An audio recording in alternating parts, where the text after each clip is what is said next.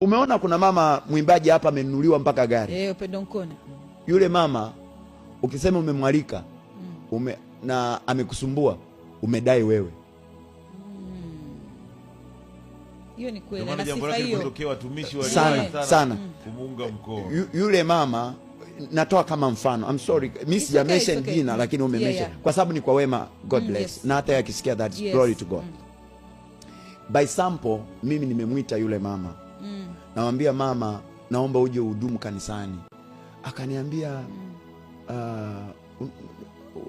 uko wapi? Kanisa liko sehemu fulani. Imani yenu ni imekaaje?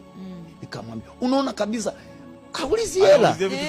Anauliza imani yenu unajua mwanangu, si umesikia mtumishi wa Mungu, si unasikia hivi na hivi na hivi na hivi. Ndio maana nimeuliza usinielewe vibaya.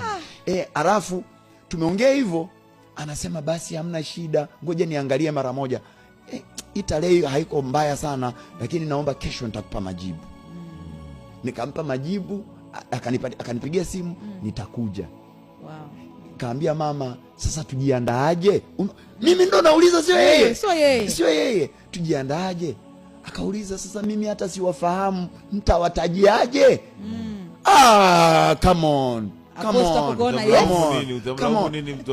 Come on, niwaambie, na hajafanya tu hivyo kwangu na sijamwita mara moja. Mimi yule mama nimemwita kwenye mikoa mingi. By example.